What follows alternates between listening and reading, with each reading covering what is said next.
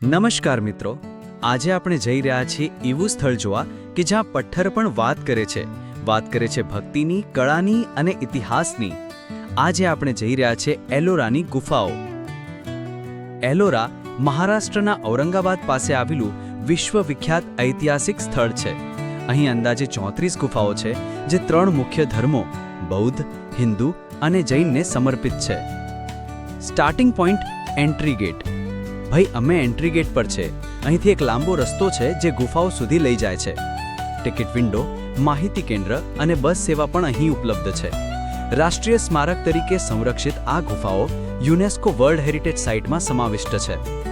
જેમ જેમ તમે આગળ વધો છો, તમે અનુભવશો કે પથ્થરમાં જીવંત વિશ્વ રચાયું છે. એલોરાની રૂપરેખા. એલોરાની ગુફાઓ લગભગ 1.5 કિલોમીટર સુધી વિસ્તૃત છે. આ ગુફાઓ 6મી થી 10મી સદી વચ્ચે ખોદવામાં આવી હતી. ગુફા 1 થી 12 બૌદ્ધ ધર્મ, ગુફા 13 થી 29 હિન્દુ ધર્મ, ગુફા 30 થી 34 જૈન ધર્મ. પથ્થરો કાપીને એ પણ એક સાથે નહીં પણ અલગ અલગ સમયગાળામાં શિલ્પીઓએ શિલ્પ બનાવ્યા છે. પણ આજે પણ દરેક ગુફા એકબીજાથી જોડાયેલી લાગે છે. બૌદ્ધ ગુફાઓ. ગુફા 1 થી 12. આ ગુફાઓમાં તમે મહાયાન બૌદ્ધ ધર્મના શાંતિમય આભાસનો અનુભવ કરશો. અહીં ચૈત્ય ગૃહો એટલે કે પ્રાર્થના મંડપો અને વિહાર એટલે કે રહેઠાણ ગૃહો છે.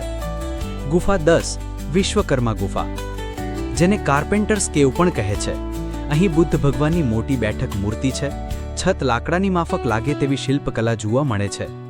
ગુફાની અંદર પ્રવેશતા જ શિલાઓ પરથી ધ્વનિ વાગે છે, જે ભક્તિનો અનુભવ આપે છે.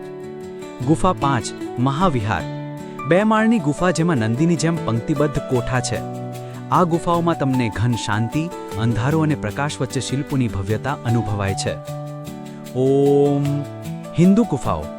ગુફા 13 થી 29. હિન્દુ ધર્મને અર્પિત ગુફાઓમાં સૌથી વિશાળ અને પ્રસિદ્ધ છે ગુફા 16 કૈલાસ મંદિર. આ વિશ્વનું સૌથી મોટું મોનોલિથિક પથ્થર મંદિર છે. એક જ પર્વત કાપીને આખું મંદિર બનાવવામાં આવ્યું છે. શિવજીને સમર્પિત આ મંદિર ભવ્ય નંદી મંડપ, મંડપમાળાઓ અને શિલ્પોથી ભરેલું છે. મહાભારત અને રામાયણના દ્રશ્યો અહીં કોતરાયેલા છે. ખાસ કરીને રાવણ શિવલિંગ ઉપાડે છે એ દ્રશ્ય અત્યંત પ્રસિદ્ધ છે. ગુફા 15 દશાવતાર ગુફા. અહીં વિષ્ણુના 10 અવતાર દર્શાવનાર શિલ્પો છે. રામ, લક્ષ્મણ, હનુમાનના દ્રશ્યો પણ અહીં જોવા મળે છે. ગુફા 21 રામેશ્વર ગુફા. સુંદર શિવ પાર્વતીના શિલ્પો, ગંગા માતાની મૂર્તિઓ. જૈન ગુફાઓ. ગુફા 30 થી 34. જૈન ગુફાઓ અન્ય ગુફાઓ કરતાં નાની છે, પણ તેમાં અત્યંત શાંતિ, સૂક્ષ્મતા અને ગાઢ ભક્તિનો અનુભવ થાય છે. ગુફા 32 ઇન્દ્રસભા. 2 માળની ભવ્ય ગુફા. અંદર ધ્યાન મુદ્રામાં તીર્થંકરોની મૂર્તિઓ, સુંદર સ્તંભો અને અદ્ભુત શિલ્પકલા. અંદરની કોતરણી.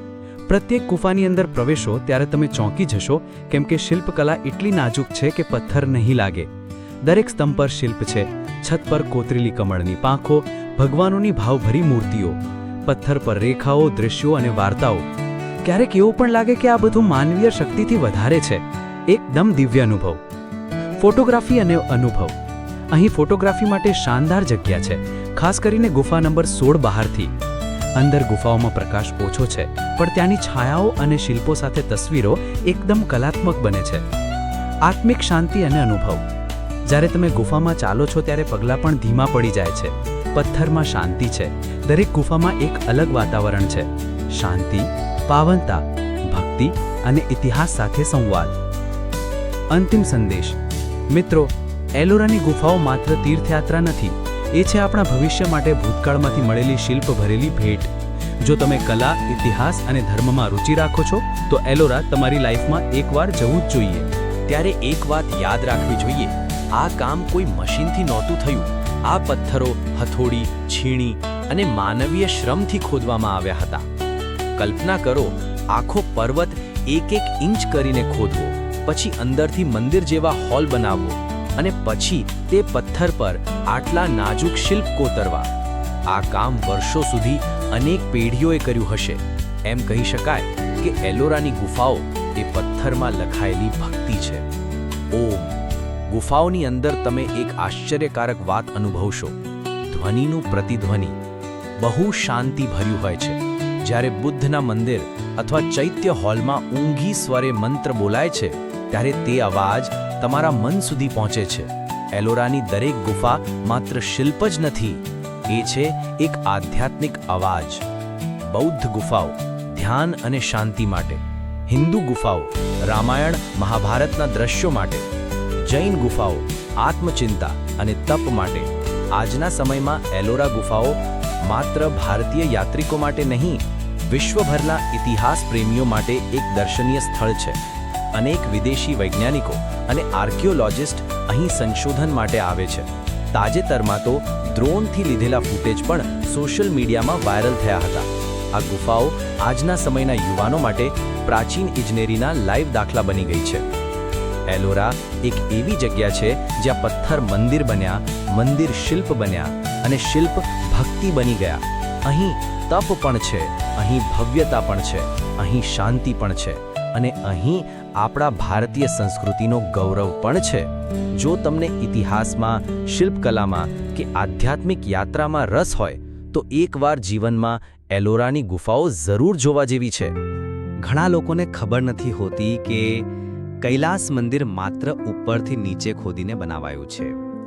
સામાન્ય રીતે ઇમારત જમીન પરથી ઊંચી બને છે, પણ કૈલાસ મંદિર પર્વતના શિખર પરથી જમીન સુધી ખોદાયું છે. આંધળા ખાડા વિના શિલ્પકળા. આજના માળખાકાર પાસે લેસર ટૂલ્સ હોય છે, પરંતુ તે સમયે માત્ર હાથની છીણીને હથોડીથી આ બધું કરાયું હતું, એ પણ ટકાઉ રીતે. એક પણ સ્મશાન નહીં, એક પણ યુદ્ધનું શિલ્પ નહીં. તમામ ગુફાઓમાં શાંતિ, ભક્તિને જીવન મૂલ્યો દર્શાવાય છે. કેવળ ધર્મ, કથા અને મૂર્તિકળાનું જ પરિચય છે. આધુનિક યુવાનો માટે શીખ. એલોરા ગુફાઓ માત્ર ઇતિહાસનું પરિચય નથી, પણ યુવા પેઢી માટે પ્રેરણા છે. દરેક ગુફા કહે છે કે સહનશીલ શ્રમ અને ભક્તિથી પણ અશક્ય વસ્તુ શક્ય બને છે. કોઈ ટેકનોલોજી વગર, કોઈ બ્લુપ્રિન્ટ વગર ક્યારેય ધ્વસ્ત ન થાય તેવો પાયો. આજનો યુવાન પોતાના ડિજિટલ કામમાં પણ શિલ્પીઓ જેવી દીર્ઘદ્રષ્ટિ લાવી શકે છે.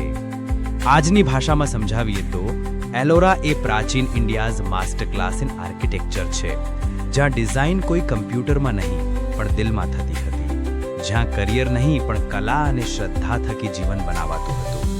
તમારું જો મન કલાકાર હોય, ચિત્રકાર હોય યા યાત્રાળુ હોય, ફોટોગ્રાફર હોય, તો આ જગ્યા તમારું આંતરિક ઉર્મી સ્થાન બની શકે છે. છેલ્લી ભક્તિ ભરેલી લાગણી. ચાલો અંતે આપણે માન્યતા આપીશું એ શિલ્પીઓને જેમણે પોતાનું જીવન મૂકી દીધું એ પથ્થરોમાં જીવ ફૂંકવા માટે. એલોરાની ગુફાઓ એ પથ્થરની નહીં, ધબકતી શ્રદ્ધાની દિવાલો છે. આ ગુફાઓ આજે પણ જીવંત છે, કેમ કે એ બનાવવામાં ભક્તિનો શ્વાસ ભળેલો છે.